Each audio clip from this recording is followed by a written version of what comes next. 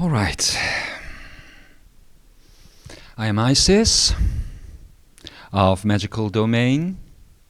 Welcome all to this moment, often referred to as Isis of ancient Egypt. Of course, that is but a facet of my presence and the things I have done.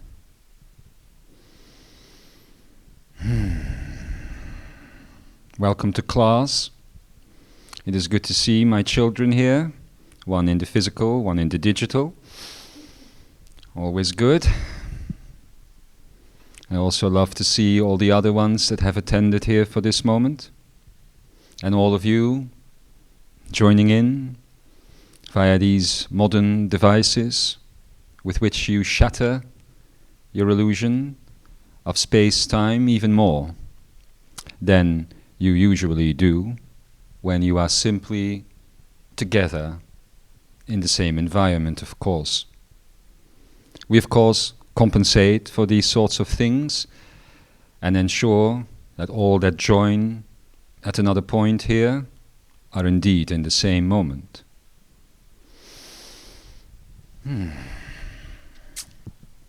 Again, welcome to class. For the simplicity of this presentation, I will title this The Face of the Creator. Of course, as you probably have heard by now, that's my name for you're the Pakwanian son, Leila, and none of you please call her that. This is an exclusive girlfriend enterprise. Had already shared with you that we would be doing this in the style of what I like to refer to as a threesome, a trinity, if you will, of classes, which means that the build-up of this presentation will be slightly different and more extensive than usual. Of course, those of you that have been following this material for a while will be aware that I presented classes under the banner of Merkava training about 10 years ago now or so, which have not been very available for multiple reasons. The main reason being, and also the main reason as to why I did not continue until now with these presentations to you all directly, is that we couldn't. We couldn't take it further than we had, because you could not see any further than where we had arrived at the time. This had, of course, to do with the concept of geometry versus infinometry. How do you work with a Merkava or with a Merkaba even, when all you can see is the geometrical manifestation, the geometrical substance of it? It's impossible.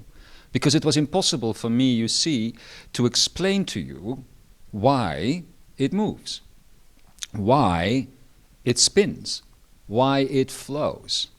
And now you have begun to understand the permutations, the immutable elements mainly, especially the I factor, the factor of light, which is extremely important to the illusion of the movement of the Merkaba and of the Merkava, the collection of Merkabas that you create as a collective consciousness in order to facilitate traveling, movement, expression and experience together.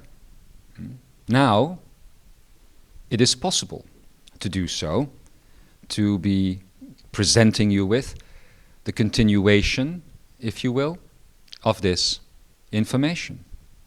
However, this class will not merely be about metaphysics per se, it will also be about history. For I am here to introduce you to the great and beloved Ra, to help facilitate the arrival and the transition into this new era of information. And it is not the first time, of course, that I have done this introduction. I did so to my own people, a topic in which we will delve much deeper in the course of these 3 classes. And I also did so to the group that you know as the LL Research Group back in your 1980s, as they got ready for this contact. Although my communication at that time was reserved to the channel itself and was internal, so not many people are aware of that.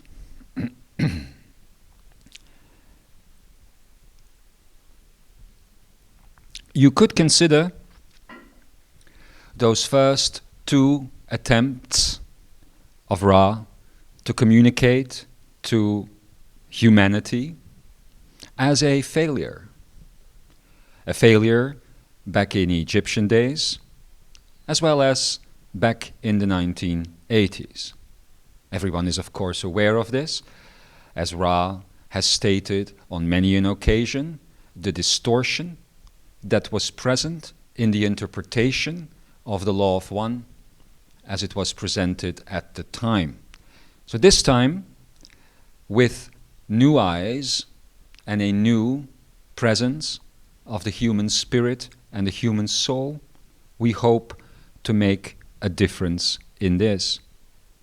3 times the charm, they sometimes say, and that has of course many diverse reasons that we will also go into tonight. Thank you for the coffee.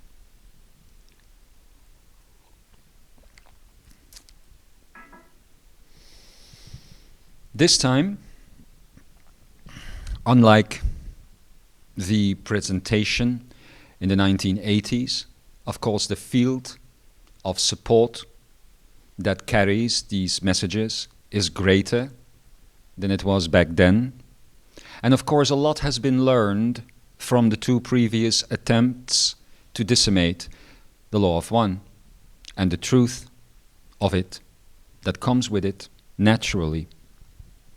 In my day, of course, back in the day of ancient Egypt, you cannot look at that particular culture as a whole. It is necessary to look at the different styles of expression that were present throughout the several thousand years of the civilization.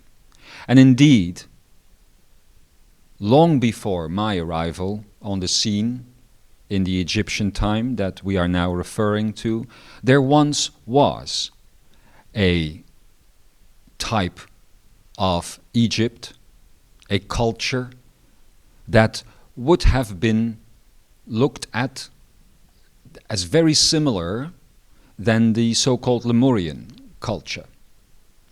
Very similar in understanding of the reality, in the use of sound vibration, anti-gravity, manifestation through the chakra system and that sort of thing, was all very common once in my culture, but far before I was born. By the time I came around, if you will, as a student of the path, much like you are now, our culture had descended into a type of materialism that holds a candle to the type of society that you have today. A type of materialism where one certainly would strive for possession, but also to be possessed. Possessed not by spirits, of course, and demons, but by what you now know as the mind, Savok, and all that comes with it, the illusions, and the material again, the material obsession with the physical form and all of these things. And mind you, back in our day, there was a very different type of society generally going on underlying all of this than the one you have today. the separation of the genders was definitely a thing, much like it is with all of you, still to this day, maybe even more so than it has been in the last 5 years or so, than it ever has been before in your modern culture. The separation in the wokeness and the concepts that come with that, and the victimization of species and all of it. I don't want to go into it really, because it turns my stomach a little bit to talk about that sort of depth of separation. You know your culture. It's not my point here to help you understand it deeper. It's my point to try and lift you out of it. So, but even though we had this distinction between genders, our distinction ended pretty much there.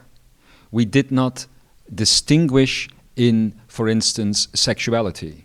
There was no difference between male sexuality and female sexuality. There was no such thing as the concept of heterosexuality and homosexuality and all of these different types of expressions that you have generated for yourself over the years as you think about gender, as you think about sexuality. We, as a society, considered ourselves ether-sexual. And this is the sexuality, if I need to summarize it for a second perhaps, is the sexuality of the soul, where the beingness of the soul is considered so important that it radiates through the body, and by default generates an expression of the body that is in line with the soul. Now, it is not my point to go deeply into our expressions of sexuality, but when we talk about it, I point it out to show you how extremely different our concepts of men and women, of each other, of what you consider now gender identification, and those sorts of things were. This, unfortunately, led to a deep materialization of our society. And I do not mean manifestation, I mean the becoming more and more material. Because an obsession was generated, and by the time I was rising to power, this obsession in society had become vast indeed, where the body and the physicality of the body and the sexuality of the body had become twisted to no longer represent the expression of the soul, but the temple of the soul. And not the temple in the sense that it is a place of worship or a place of creation, but a place of obsession. And before you knew it, any external defects, any external deviations from the norm began to be quite problematic indeed.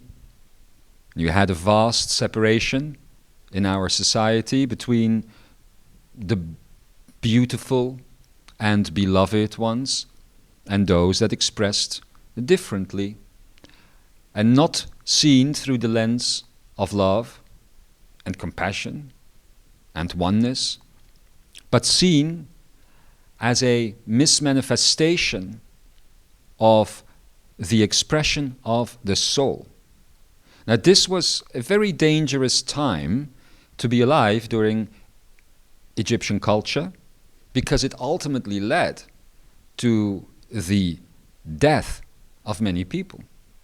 A type of Holocaust, you could say, which ultimately went so far than to destroy newborns with any indication of a dysfunctionality, and then I'm not talking about any syndromes or any diseases or anything like that, but simply because a high priest deemed that the body was not in reference to the soul.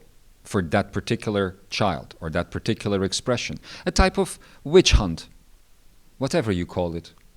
All of these things that you have seen come back in your history, bundled into one moment. And there I was, about to step into all of that and having to rule all of that. And I was desperate. I admit. It was a desperate time. Our ancient ways discarded, our prophecies rejected, our potential destroyed. A society falling into decay, into disorder, and extremely unbalanced at the time. Throughout my entire youth, prior to taking the throne, if I may say so, I had seen this develop even worse than at the start of my life cycle. And it led me to search for our people's deeper truths, which led me to the examination of what, even in my day, had already become, at best, a historical piece of art that nobody knows or knew what the function of it once was, the pyramids. But I began to study and explore. And it took many years to discover the true meaning of, for instance, the Queen's Chamber, the true meaning of the ability to release the personality and to open up to the universal self, if you will. We will go into further details as these talks progress. I'm giving you a quick bit of an overview right now to get you situated, of course. But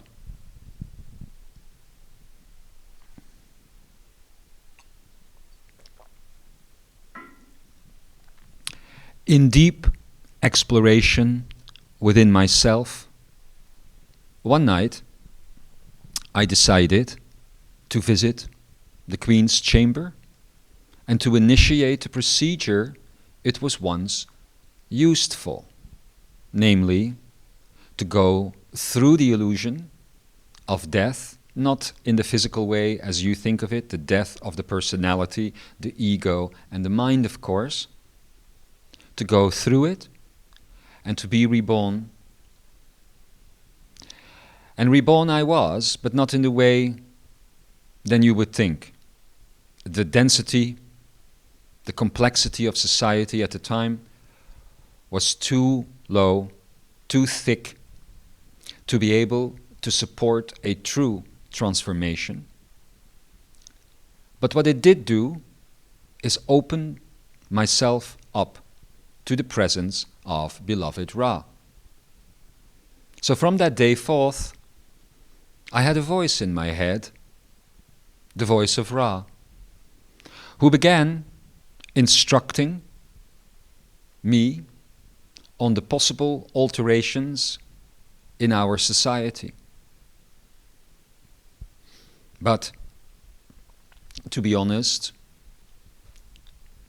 looking at our society as I was receiving this information did not make me feel very comfortable with the success of such an experiment in transformation. So, in discussion with Ra, we decided to go a different route. And a group of 3 times 12 children was selected, children of very young ages, all orphaned, who came to live with me in the palaces as you can call it, and who began their education with Ra in earnest. At the time, this was selected because our society was so deviously materialistic, and people had so much to hold on to, that from my perception, it was deemed impossible to get them to see the truth about themselves at that time. But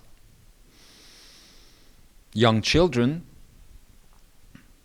under the age of 7, who had not had yet a full formation of their personality, and due to their circumstances of being sadly rejected, or in some cases separated through accident from their parents, or in many cases written off to be destroyed due to what I have just explained to you in our society, it was considered that there was a greater chance for them to connect with the truth of themselves. And so our journey began of many years of training, information, and study and practice that also will be dispensed on to you shortly in the next transmissions after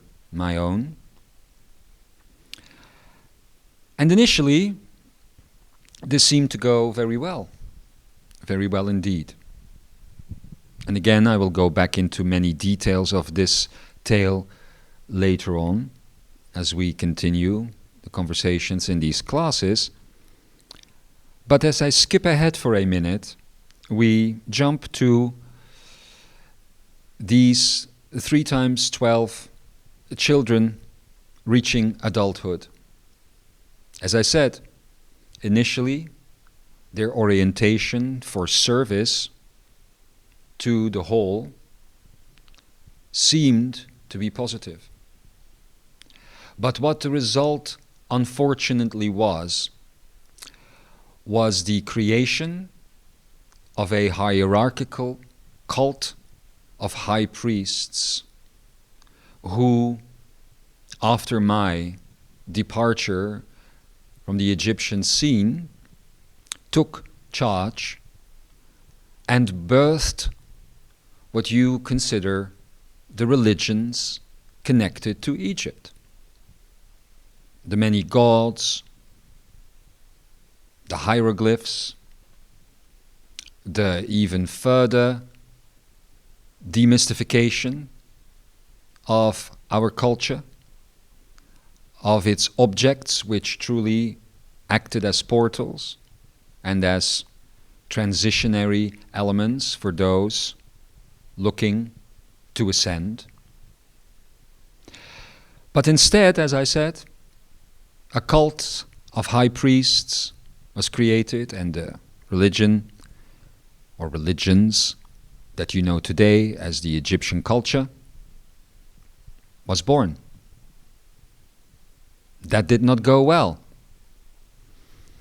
Eventually, through reflection and observation, it became very clear, of course, that one truly is here to experience Savok. And weirdly, in the lack of that deep experience that these children had due to their being removed from society and not having partaken in any social structure in any way, this is where the failure at the time was located.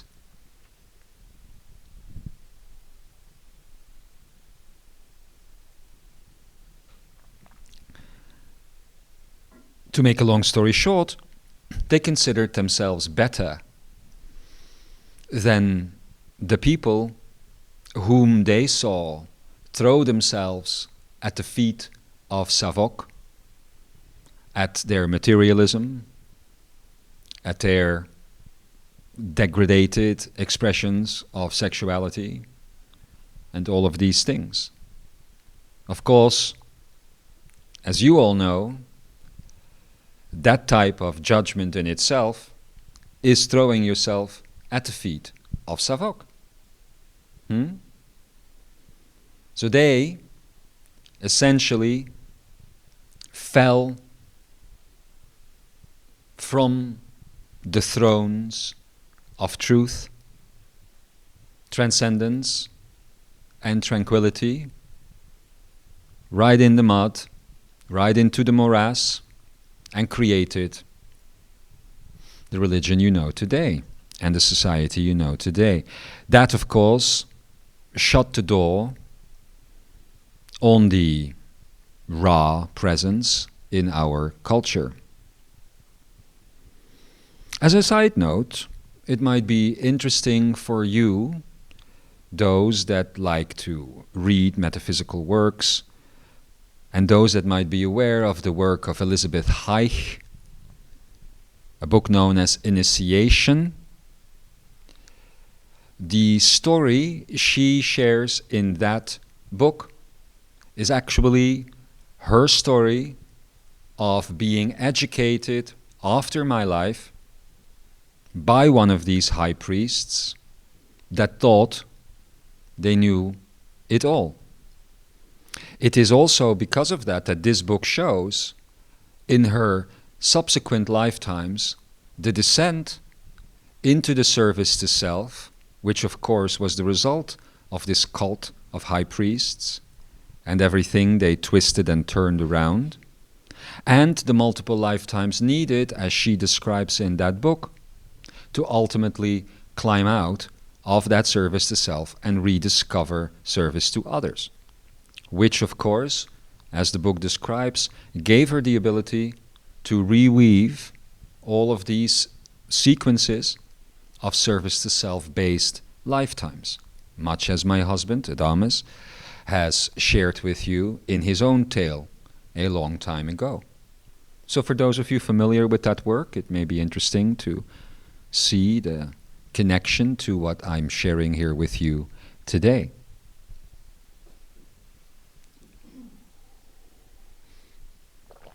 So yes, when then, many years later, obviously, there was a second attempt for the raw material to be disseminated and presented in a disseminated way, I should say, onto this earth, a very similar problem occurred. Very similar. Problems with the sexual identity, the materialism, but in this case, through a descent since the era of ancient Egypt into deeper Savok, paired with an enormous amount of what you now consider negative greeting. Of course, we all know that on the other side of geometry, where you are now, at the stages of infinometry, there is no such thing as negative greeting, as service to self-based entities cannot reach these levels of consciousness. You have, for all intents and purposes, passed beyond that wall. But in the 1980s, the presence of negative greeting, of fifth and sixth density entities around the group that brought through the raw material was vast. Impossible to navigate, as it turned out, for the well-being and the physicality of those involved in that group. And I do not need to go into detail out of respect and honor for their great efforts, for making it so that even in the failure of the activation of the material, in this case, there was a remnant. that which you consider the raw material, that which you consider these books that many of you out there and here have studied, read, to some extent understood, and often rejected because of the complexities of the presentation and because of the great potential for those of you over the years connecting to these books and connecting to the raw material to also end up in the states of negative greeting, as Ra describes it for the group at the time. Everyone that connected to this material until recently, until the final portal fully manifested, your November, to put it in time-space, was affected, had pressure put upon them, felt the negative influence of Savok at an incredibly, ridiculously large level, to the point that if you would take Savok to court, you'd probably win, because it didn't make any sense, the intensity that those of you that studied this material and that attempted to break through would receive. And then, of course, there was this change that recently occurred, which is why there now will be a third and final attempt to present this information. This time, the chance for successful transfer is not dependent on books, is not dependent on video. All of that is pretty much taken care of.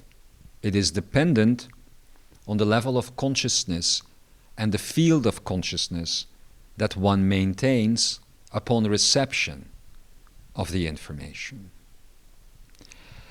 And this leads me to the children that I was telling you about earlier.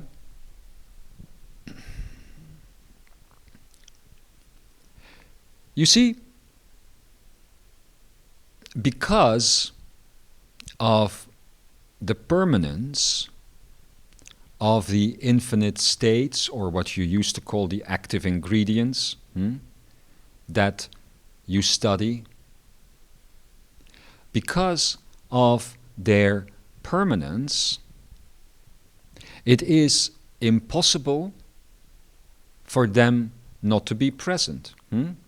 Now, this seems like an obvious idea, but if it is so obvious, then why, I ask, is it so easy to put this concept in your blind spot? To put this concept and park it and play through free will in the field of Savok. In the case of these children, of course, that problem did not seem to exist, as you know. Not until much later. Later in the sense that they were obviously of the same ages than many of you listening to this, when their twisted presentation of their own personality was reflected back to them through their surrounding societies.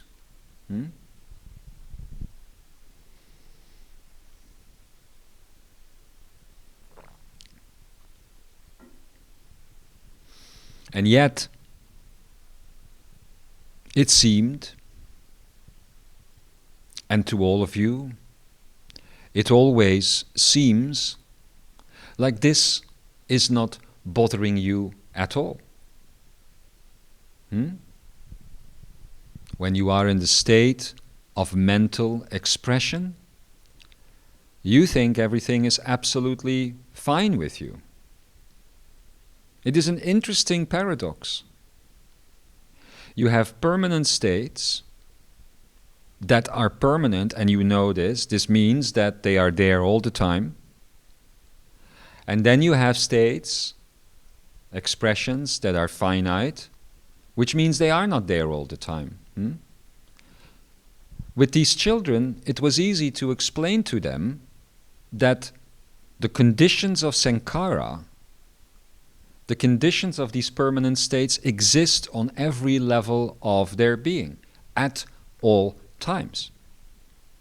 Therefore, it was simple to explain to them that even on the level of thought, on something so Savok-based, Sankara can be applied. When I say that the permanent states are permanent and the other ones are not, it is easy to see that this is so. Because let's say you are angry at someone and you really mean it, you really feel justified in it because of this and this and this and this and this, then you can say to that person, or that person rather can say to themselves, hang on, in their thoughts, hang on, I'm not actually really angry here because I actually love this person. Or I'm not really angry because of these lies. What is happening is that I love truth. I'm not really sad because this person is attacking my well-being. I love being in a state of well-being, and I love them to be in a state of well-being too. That is a return to the state of Sankara. But you cannot do it the other way around. You cannot say, hang on, you cannot have a loving moment with someone and then say, hang on, I'm actually angry with this person. I'm actually sad because of this person. And you can never find that as a foundational, underlying state. One is there all the time, and the other one rises and falls. And it rises and falls from the permanent states.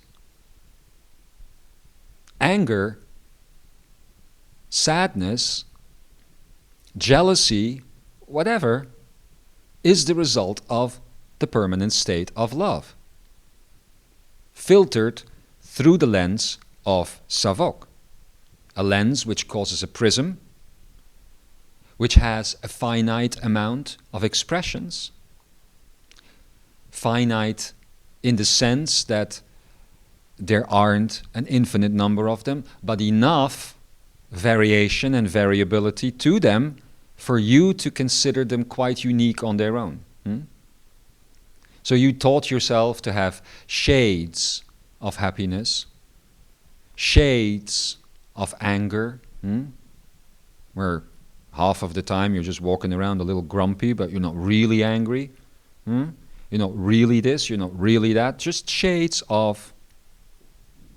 You taught yourself that entire ladder in order to make yourself believe that the variation of your expression is so big and so spectral that ultimately it has got to be original. Last time, in these presentations, you were told about the caves of Savok and where they come from, often from your bloodlines, from your Achinaic lines, from all of these things. But when you are expressing them, they feel original because there's such a diversity. And of course, you can go from anger to happiness in 5 minutes or less.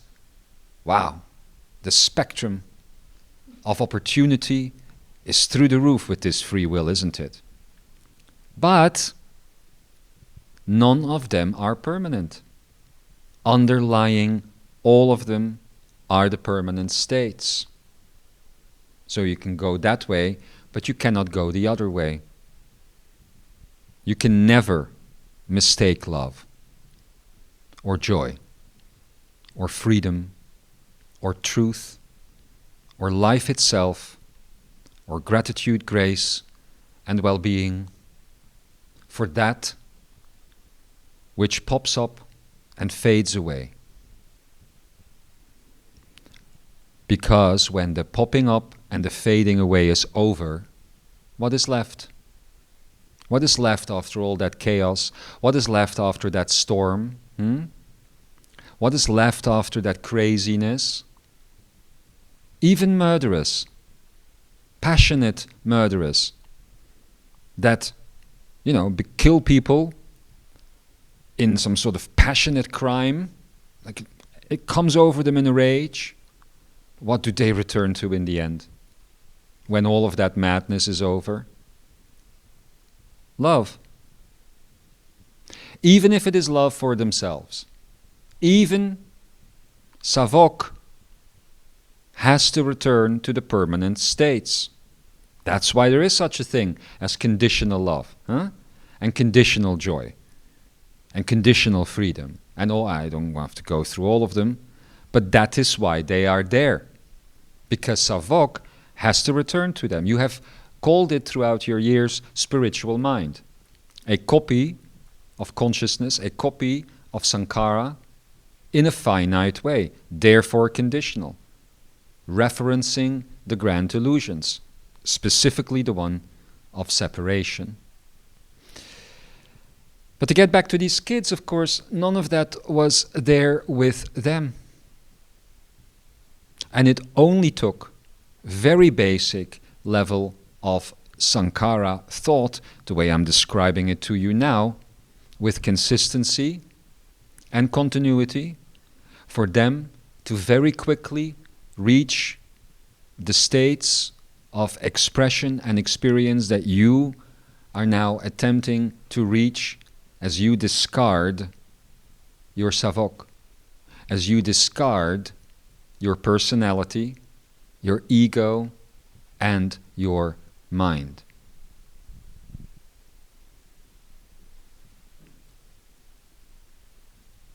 And this leads us to an interesting question.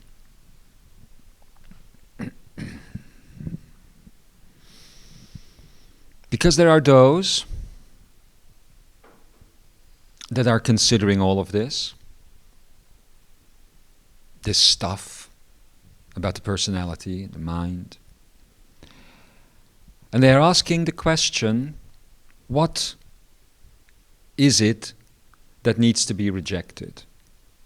What is it, how much is me and how much is not me when it comes to this personality, when it comes to this ego, and when it comes to this mind? Is that which was born out of my passion, that which in this lifetime I have actually felt as liberating thoughts, liberating ideas, is that me? Is that Sankara? Is that a remnant that came in with me and that got twisted up through my mental interpretation of it, through Savok, and therefore is that something worth continuing to explore? Imagine someone like Nikola Tesla, back in the day, sitting there with all his brilliant ideas, brilliant concepts, free energy for all, free electricity, wirelessly, heat, warmth, all of it. And yet, no ability to manifest those things due to rejection, attacks, cleverness of the Savok-driven entities around him that would either steal his ideas and have no idea how to implement them, so only implemented them at about 1% of their power. Edison, people like that. And there he was. Someone that was very similarly, like me, in my day, confronted with a materialistic society while trying to look for this truth that one recognized within. So in his case, with his personality, were those ideas, he might have wondered one night or many nights, are these ideas, these schematics, these concepts, is that mind? Or is it mine? Is it mind? Or is it heart? Is it real? And where are they coming from? And it is not just a thought for inventors or scientists to have. You could be a musician, you could be a cook, you could be an author, you could be a mother. All of that inspiration to do these things, is that coming from you? Or is that somehow a clever, vibrational phantom that is created throughout these 12 caves, connected to each other, this web that connects them, 12 by 12 by 12, hence the 12 by 12 by 12 of the kids that we did at the time. But the Savok caves, similar concept. Is it all just those strings between these caves vibrating slightly, causing ideas, thoughts, notions? Is it spiritual mind? It must be annoying for me to go on this long without saying yes or no. But do you know for yourself? That is the question.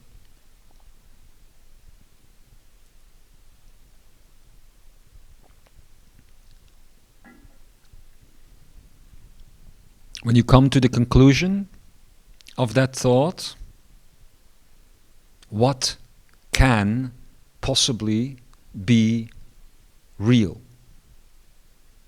inside of an unreal environment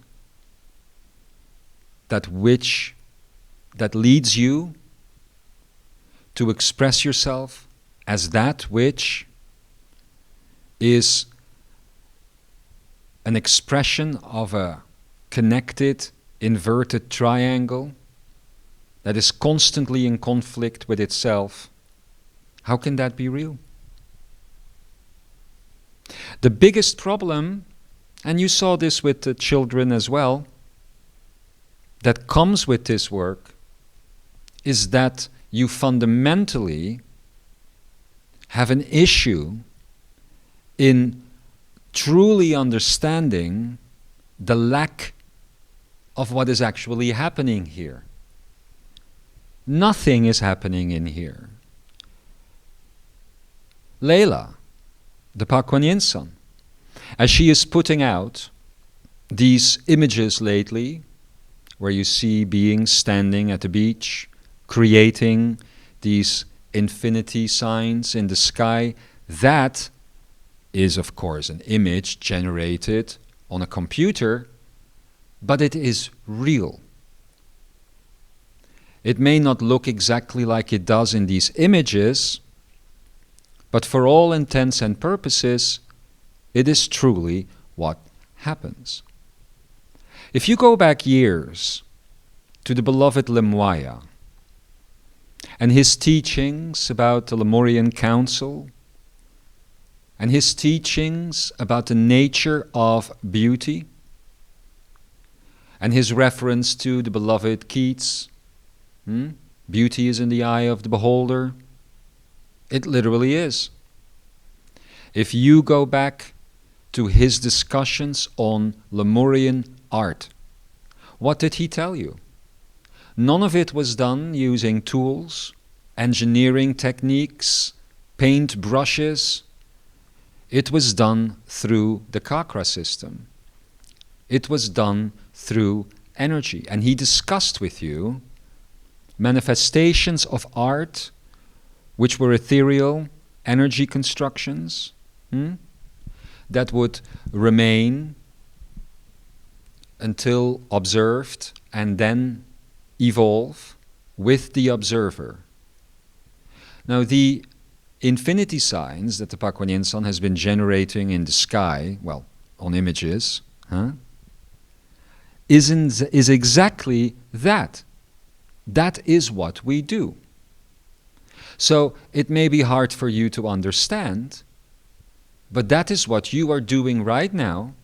You create that infinometry, you push yourself through those points, you enter the portal, the wormhole, if you will, through the Lin point, from infinometry, through tachyonic fields, into the system of Lavat, and that is where you place your consciousness. But for all intents and purposes, as we have said many times, you are still standing on that beach, doing that exercise, and I am standing there right now, next to you, in order, once, to place myself at any point in your Ekara that we will encounter each other. For both of us, no time passes. A few mere moments, perhaps, as the artwork that is this Ekara is entered, and as your own original artwork to enter the Ekara, your infinometry, is created. And after that, it is done. You come back out of it, we go to dinner. Maybe not all at the same time, but that is it. Yet, you sit in here, creating this vast linearity, duration of time and space, and then yet, while you know all of this, you still somehow make yourself believe that any of the thoughts you could possibly have here are yours. So, the truth of the matter is that technically speaking, no, none of it is really you. Not the schematics, not the music, not the storylines for books, not the love you have for your children, the conditional versions at least, and the expectations and the hopes and the worry about their well-being, and the focus and obsession about their drive and what they need to make from themselves in the world. You think that's all love, but no, it isn't. You think that you've had one original idea, that for some reason everything else that goes through your mind is savok, but when it comes down to some idea for a passion or something, then it is real. But it isn't. But that also doesn't mean that it has to be rejected. This, Ekarayas like this, are very valuable. Are worlds within worlds, etc. And what you learn here, what you explore here, is very valuable. But it isn't real. The only things that you will ever take out of here are these 4 states that are forming inside of your belly chakra. And yes, you could argue that those, to some extent, are connected to these so-called passions and so-called ideas and all of that. But by default, none of these ideas and passions can be the original permanent states that you are invoking.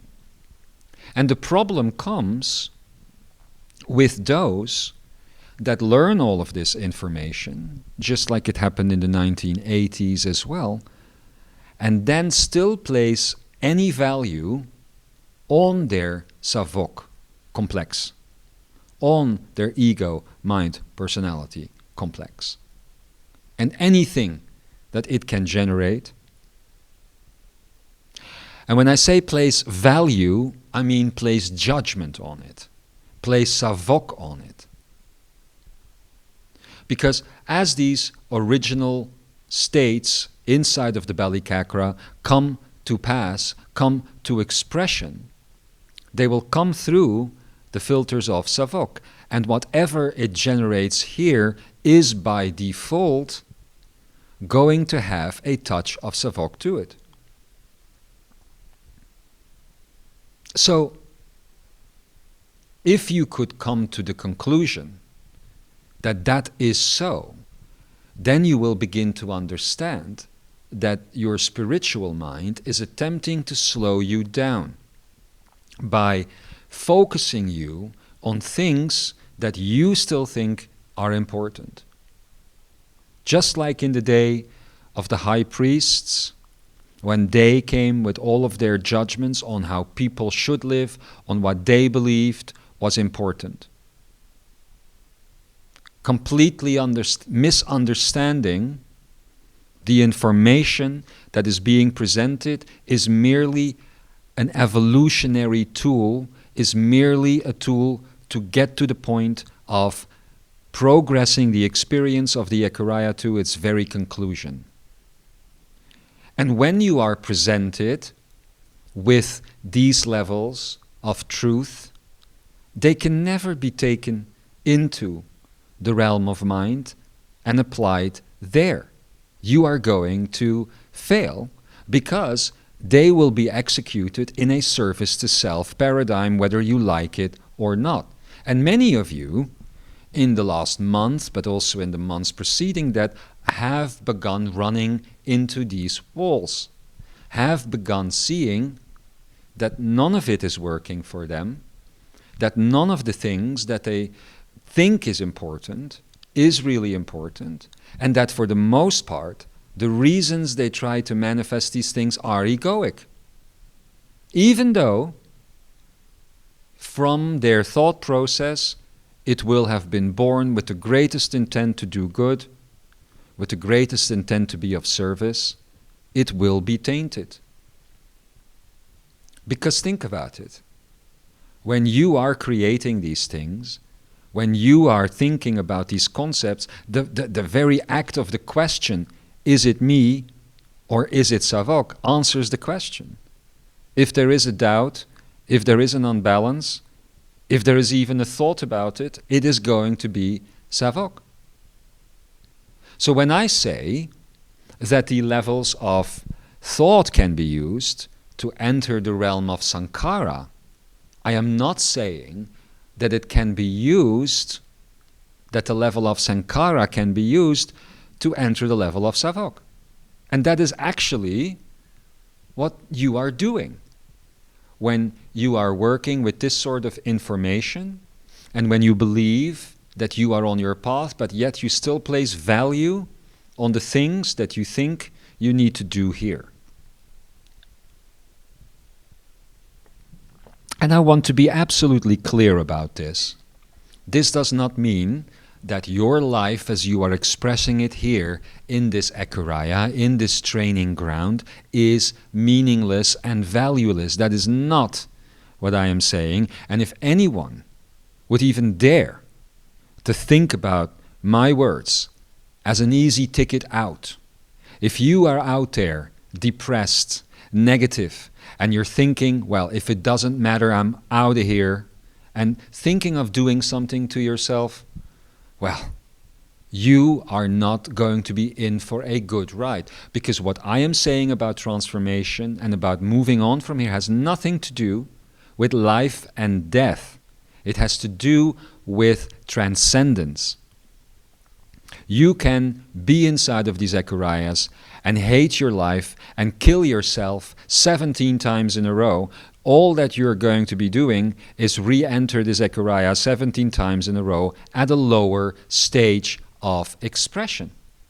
So it has nothing to do with that. The only answer to your depression, to you feeling that you're done with all of this, to you wanting to get out of your own life, is to get out of your mind and your ego and your personality and follow this path up the mountain to the zenith, out. to come to the realization when you do, as I said, that you haven't wasted any time at all, because not only has it not been a waste of time, it has also been a very valuable gift. But that gift is not to be found, people, in the things you can manifest here. It is for this reason why my husband said to you the other day that my pocket dimensions, where we go and party regularly, are so well defined and so well designed that you would never want to leave, because it would be seen as a perfect world. A world where you could manifest and focus on all of these things we are now talking about with passion and those sorts of things, but without any of the negative greeting, any of the negative pressure, any of the potential focus points to return to a state of geometry, none of that. So therefore, it is only accessible, these pocket dimensions, to truly balanced levels of consciousness. For that very reason.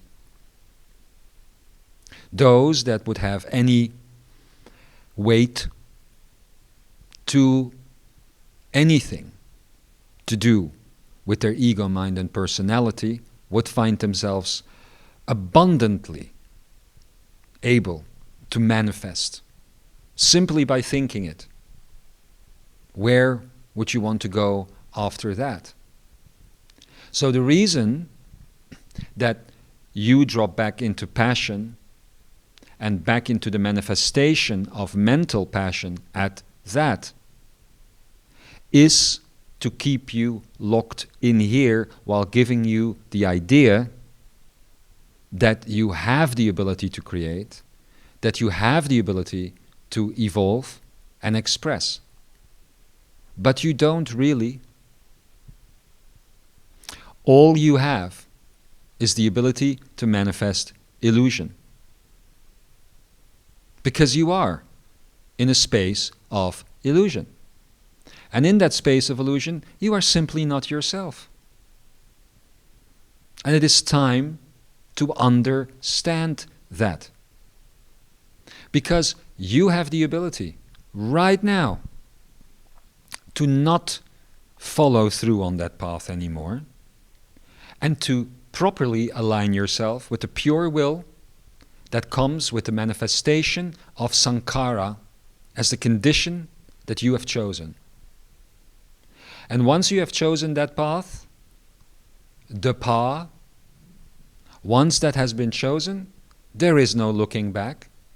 There is no interest in earthly things. There is no desire to leave your mark. There is the understanding that you have woken up in an unreal world and that you now have the guidance and the tools to get out to the real world. That is what matters. That is what you are to focus on.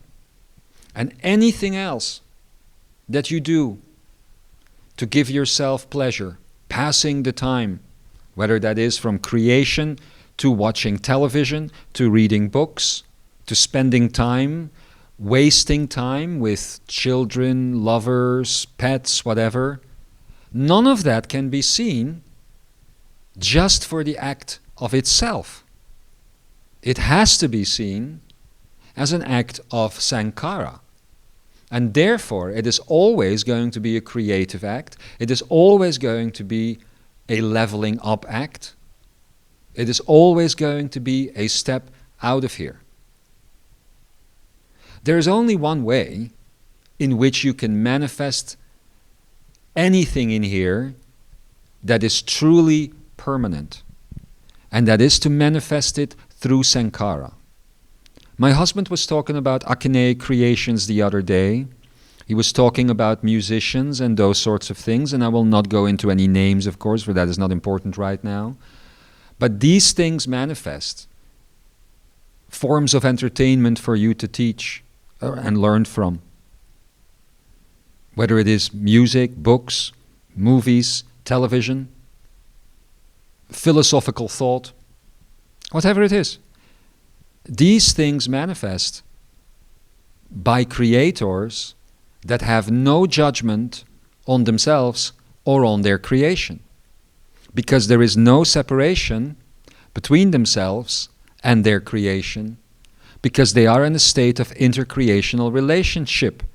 That state, also again only possible through the perspective of Sankara, is an upward path. In other words, people, you cannot expect to hit a plateau on your climb up to the mountain, to hit a plateau where you are given the directions to continue to climb the mountain, and then to stuff yourself, your back, with all of your luggage and take everything with you. It's one or the other. You are on the plateau and you wish to stay on the plateau, or you climb up. But when you climb up, you damn well climb up. And that is it. Once that has been accepted, then you will begin to gain this awareness much stronger, because you will have left the so-called head chakra. You will have found the throne of truth there that allows you to leave it in favor of the belly chakra, and you will begin to understand that that which brings you passion here, your schematics, your designs, your music, your books, your stories, your children, I don't care. Your hopes for a better humanity, no matter what it is, that you will begin to realize that all of these things that you experience here as a passion, as a drive, are reflections of things that you are actually doing at home, in Honomea. Things that you were doing, in other words, before you invoked your access point into this Ekara to continue your training for a bit while you had a moment. You call it a bunch of lifetimes. That is why you are experiencing these passions here, because that is where you are actually expressing them. Here, you're always going to be caught in delays if you try to work with the field of Savok. This is not the place to reach immortality as an artist, or as a designer, or as a musician, or as a mother, I don't care. And when I say reach immortality, I mean it's become so important to other people that you may as well have reached immortality, because you have given so much. You have changed the course of their lives. And that can be true for an artist, that can be true for a mother. The effect may be larger or smaller, but even that mother changing the course of the life of her child could lead to the course of lives changed for many, as that child may grow up to do something horrible or wonderful.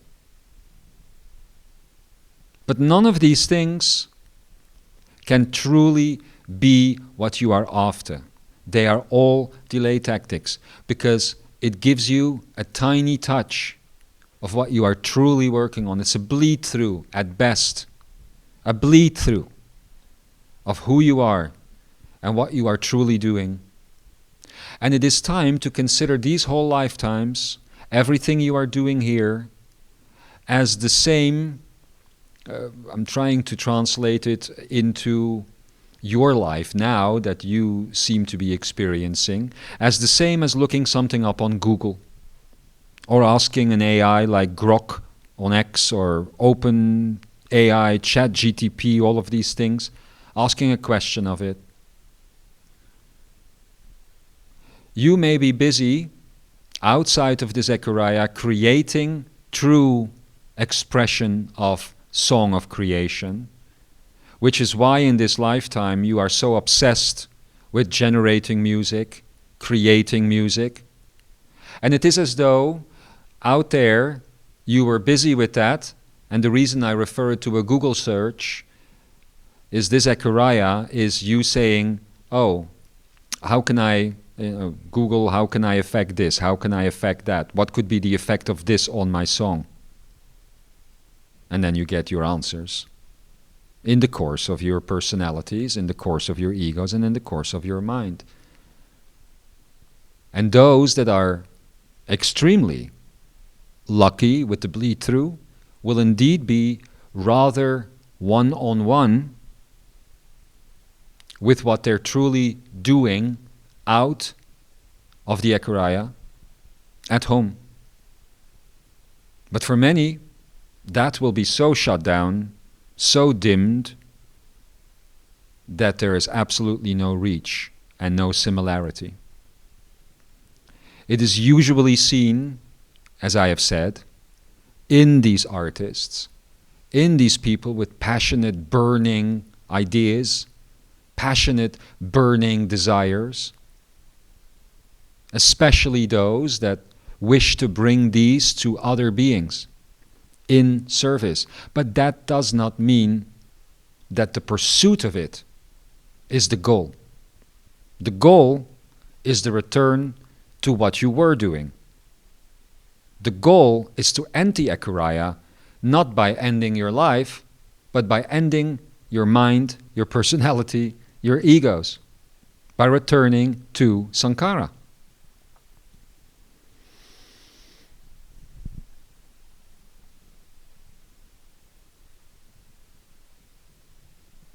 And I do understand that trying to fit that on for size will be difficult for many. Many questions might be born from this little class of mine, this little conversation. More questions than you may have entered into the class with.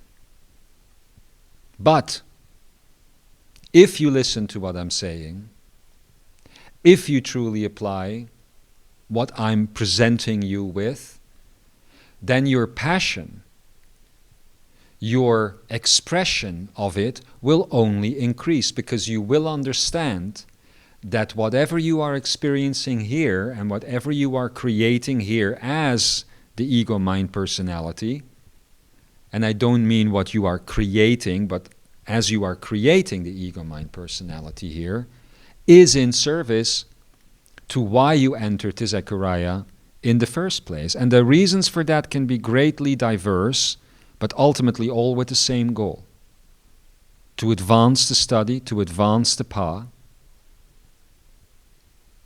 and to allow your expression and your progression of experience in the home-based reality to be optimal and balanced and in Sankara at all time.